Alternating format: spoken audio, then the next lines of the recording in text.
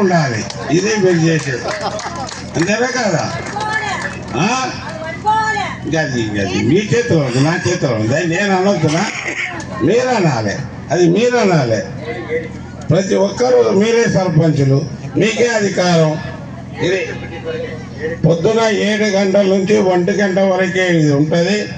మీరు ఎవ్వరి ఇది కాకుండా ప్రశాంతంగా లేచి చక్కగా పోయి ఓటేయండి. మీ చేతగానులను మీరే ఇచ్చుకోండి, ఎవరి చేతికి ఇయ్యాకండి. ప్రేమతోనే వేయండి, ప్రేమతోనే గెలిపించుకోండి.